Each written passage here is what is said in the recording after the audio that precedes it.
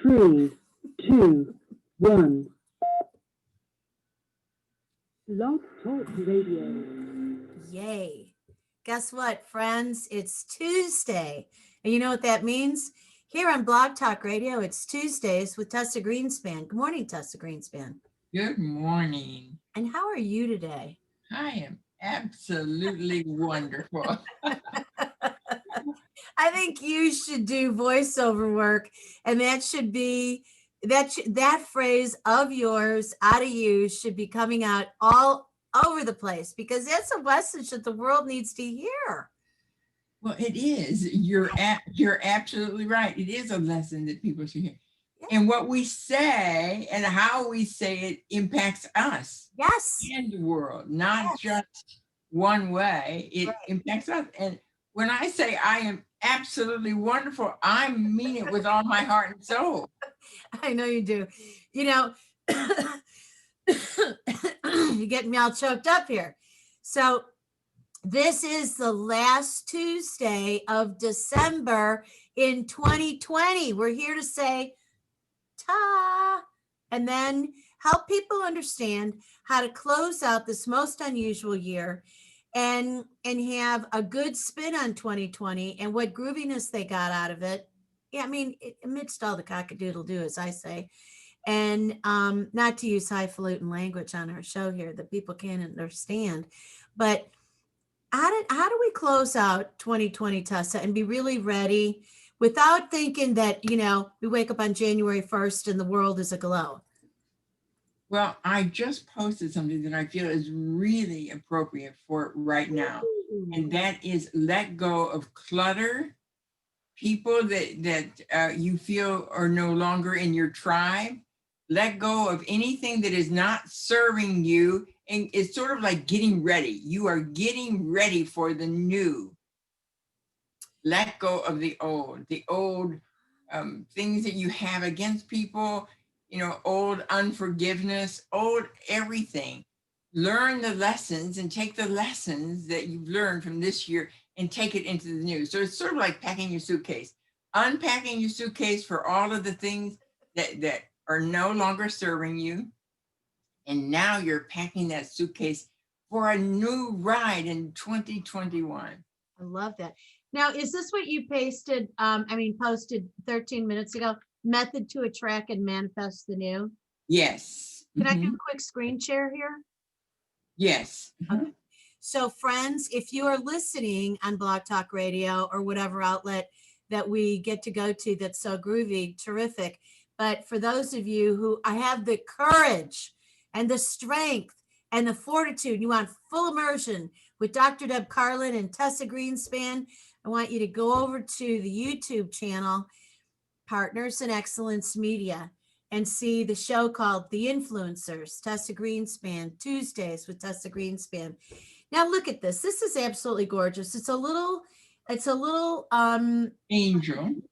Yeah, and she's darling. She's casting her little wand, or conductor's stick, actually, in preparation of the new year. Let go of all the old.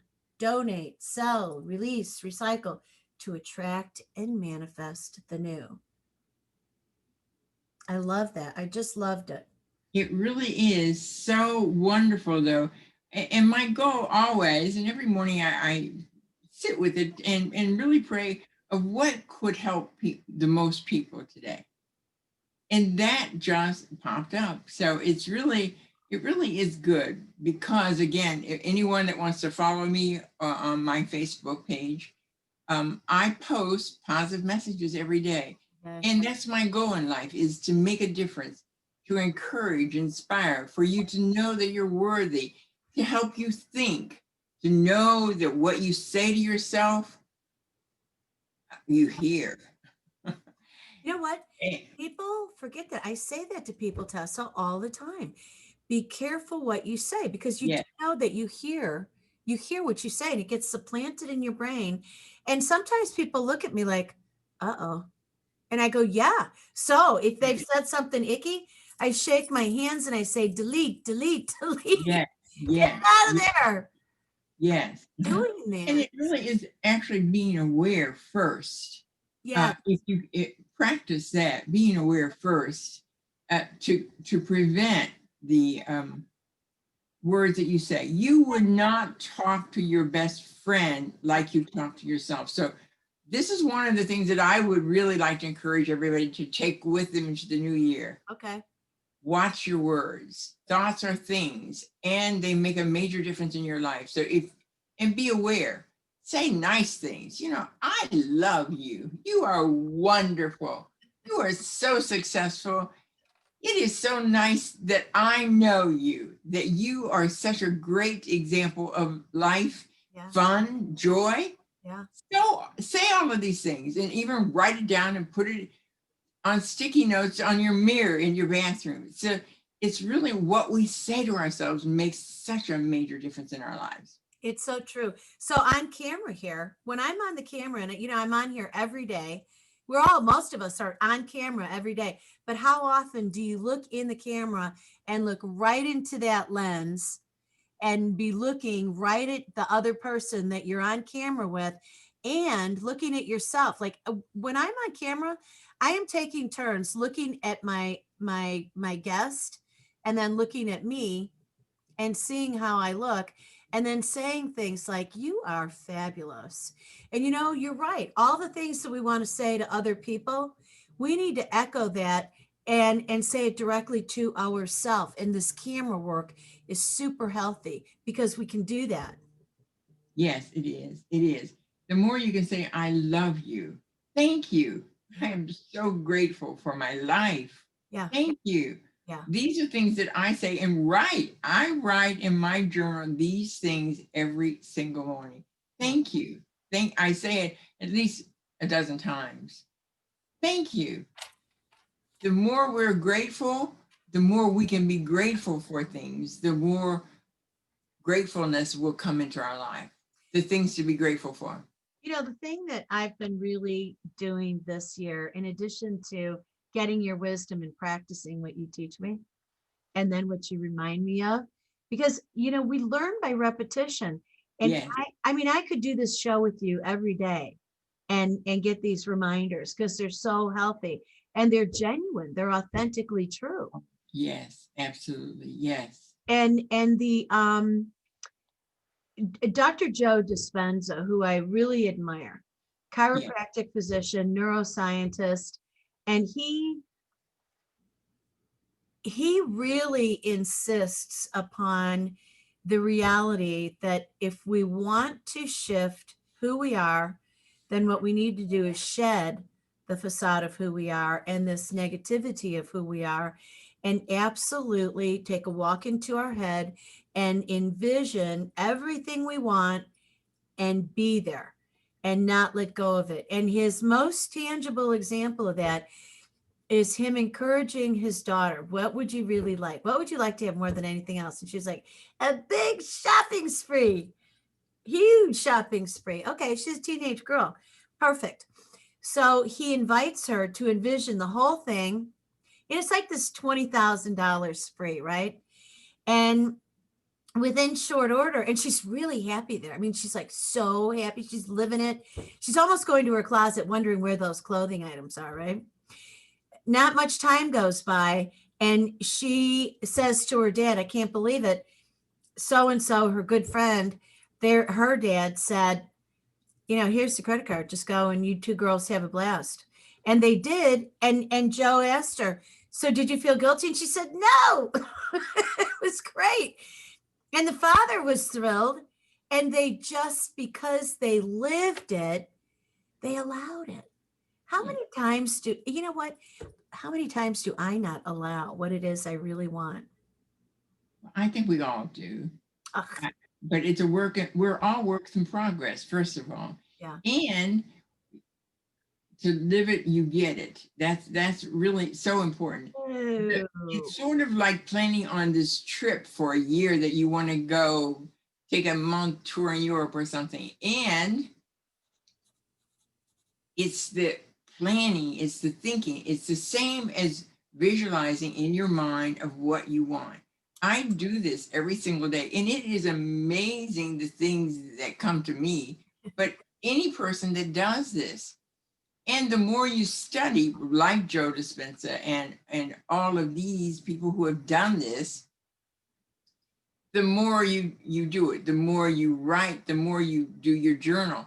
So you're doing it in different ways, the visualization, Yep. doing your journal, reading. So it's really a practice that you will get. Any person can get to where they want if they work on it and practice. You know, I think it was Joe Dispenza says that the brain that fires together wires together. And that means you are consistently coming together with what your visualization and what your desires are. And the more you do all of these practices, and meditation is a big part too. Absolutely. So they say that prayer is asking for God, sitting and meditating is listening to God. Well, I would put a correction in that, because a lot of people just don't know how to pray. I mean, this has come to light for me, because in my parishes, people we talk about prayer, and we talk about the methods of prayer, and doing the Saint Ignatian discernment process, and how do you pray, you know. And it's true, a lot of people, they've got this checklist, you know, and they say, okay, God, you know, I want this and this and this and this, and I want you to do this, this and this, save these lives, do this way.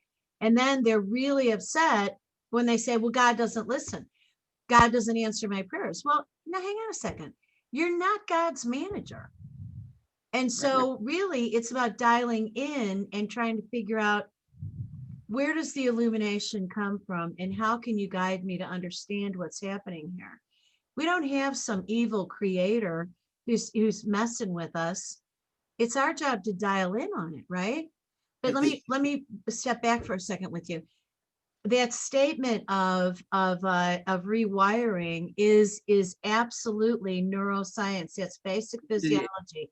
And it is taking our nerves, and what happens is at the ends of our nerves, we've got axons, and we are synapsing them. So the firing of our nerve endings is synaptic connection.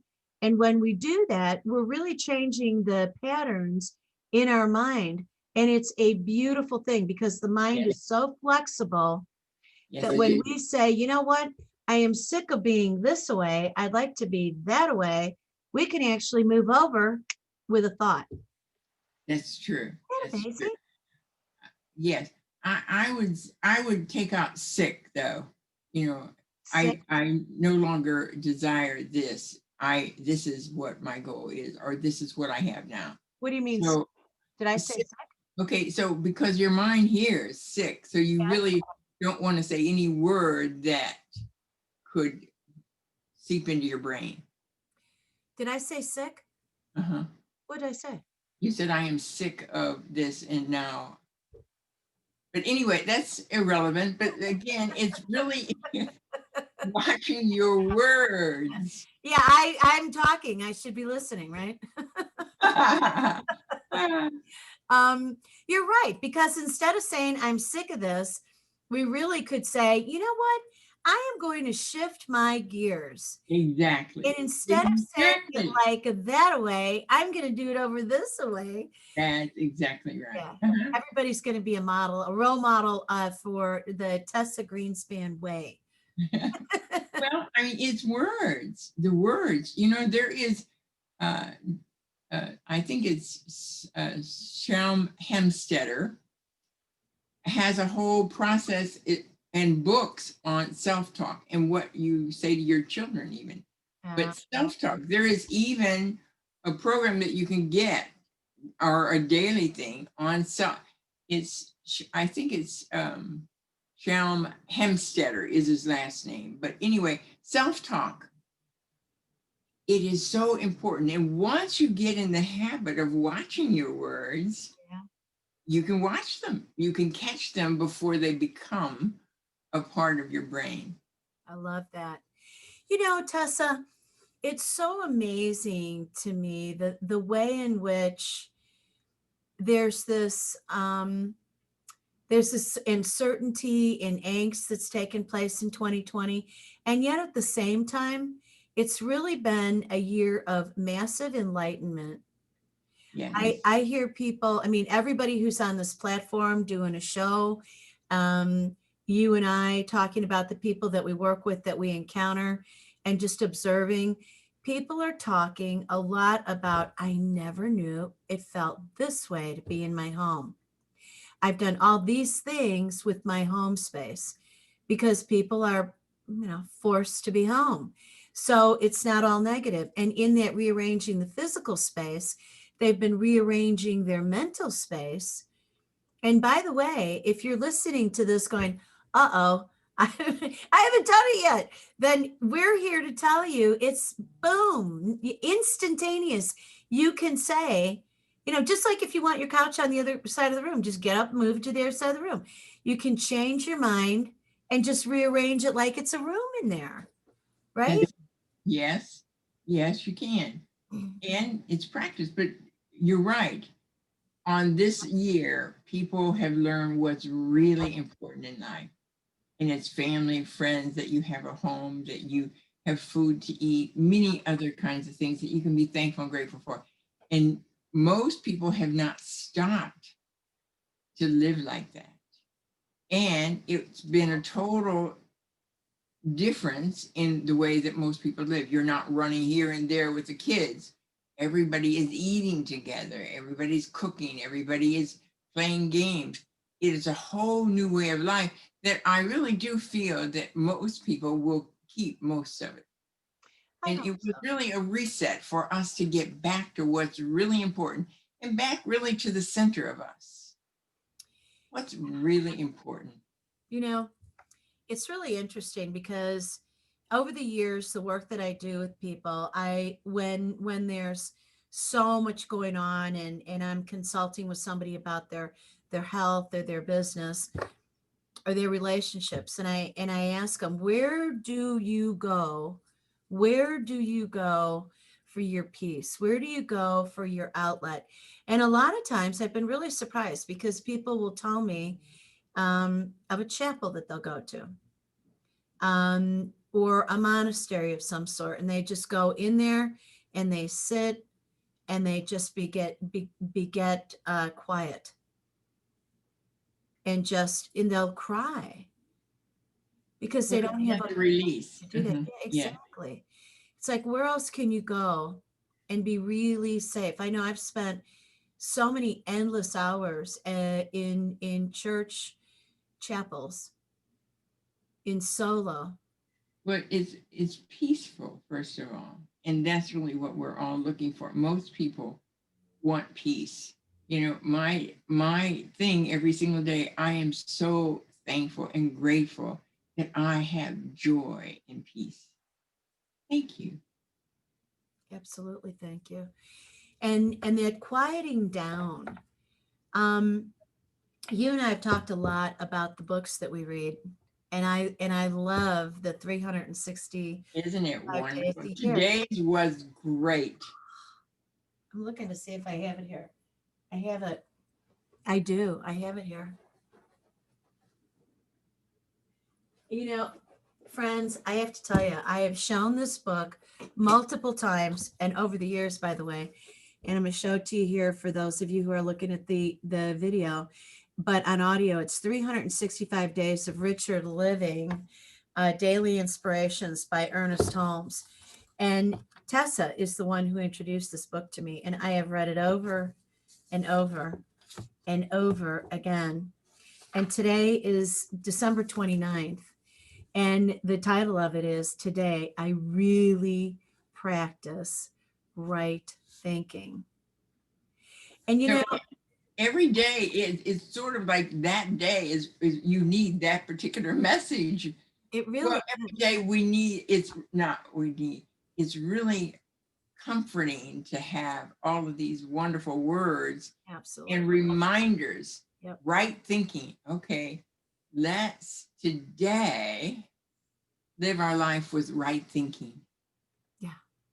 Yeah. It's interesting because in my work, I get people who are just so stuck, and they're afraid to talk to me. They'll get a referral to me, word of mouth or whatever.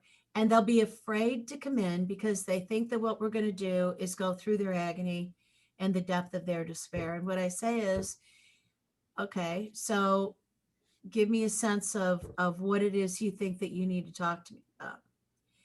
And then they're always surprised because I transition it into, what would you like for your life to be? We don't need to sit in the swamp. That's true. What would you like for your life to be? And how do you suppose we're going to get you there? That is so true. So true. And progress takes place really quickly when people develop that skill set, because then they start with that vision ability that everybody has to see. Yes. And it's looking forward and not backwards, which is so important. And that really has been a problem with many counselors, with just looking back, going over and over all of the bad things. So, and I commend you looking forward of what you have to look forward to. What are your gifts? Have you thought about this? You know, what are you really good at? What do you makes your heart sing? You know, what can you think of that you would like to do more than anything? Many others. Who do you really love in your life, or who would you really like in your life? Yeah. See that person in your mind. Yeah. I've been doing that. and Me and you know, it's interesting because this year I've attracted in some of the most lovely human beings. Well, and let me say, you know, you and I have known each other for decades, but I pulled and attracted you into this because I thought to myself, this would be a fabulous platform for us, a fabulous way for us to spend time together, a fabulous way for me to capture your words of wisdom and share them with the whole world. And look at what we're doing every Tuesday. Yeah, and it's really wonderful. It gets us to our thought processes also.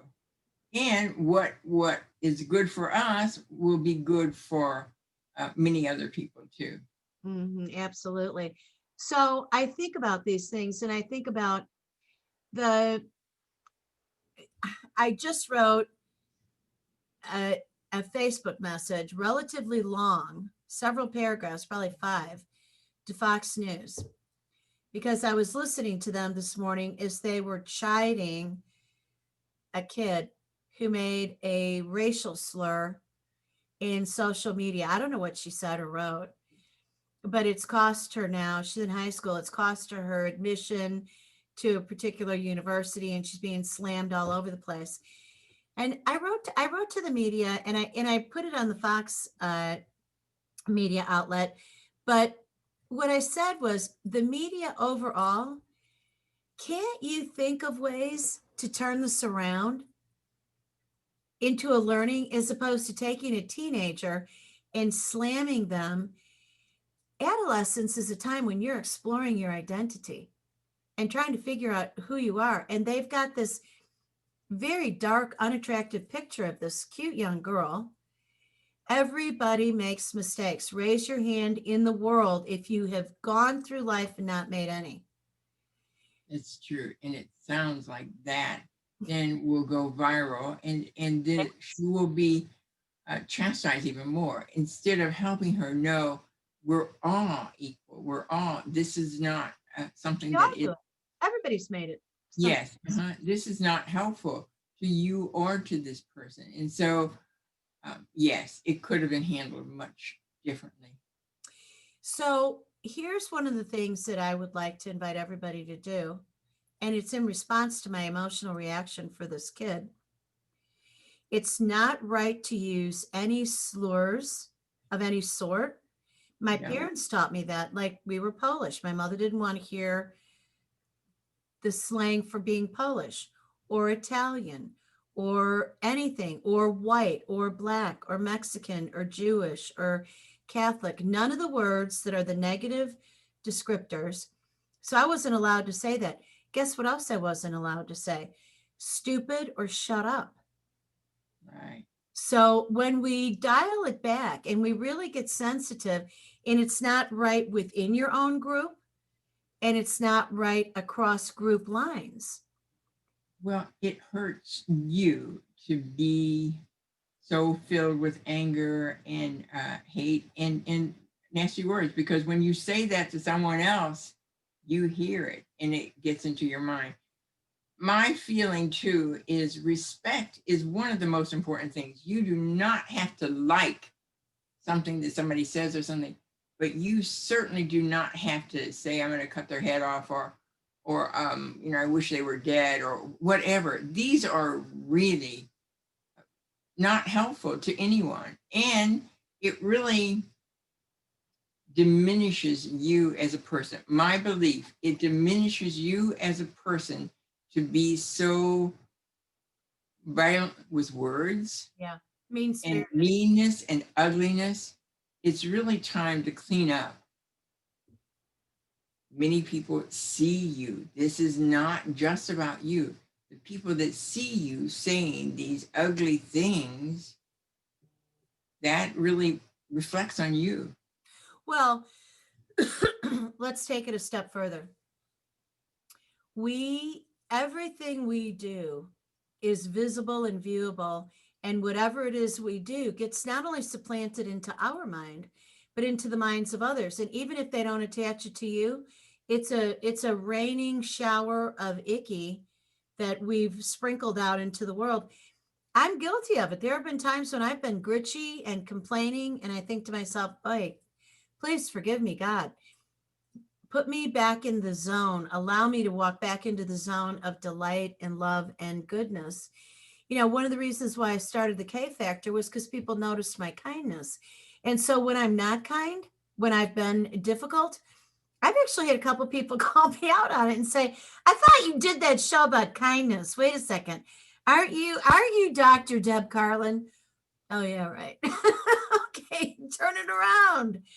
Because there's no such thing as perfect, but No, we're all here. but if you can get back to your center Instantly. instantly, then you know you can negate that.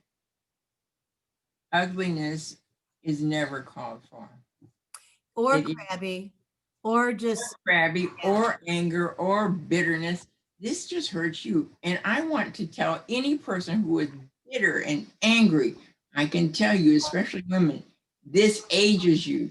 So if you want to stay younger, I would suggest that you be much nicer and kinder to the other people in the world. I'm gonna tell you to get off gender, because men who are bitter are really ugly. Women who are really ugly. We've got Yes. 1 more minute left.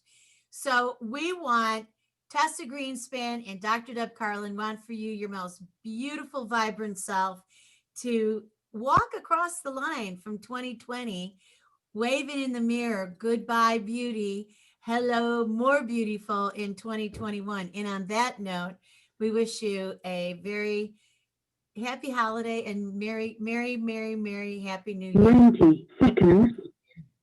Right? Happy New Year. Yes. Okay. Peace out, everybody. Thank you for using Blog Talk Radio. Goodbye. Ta.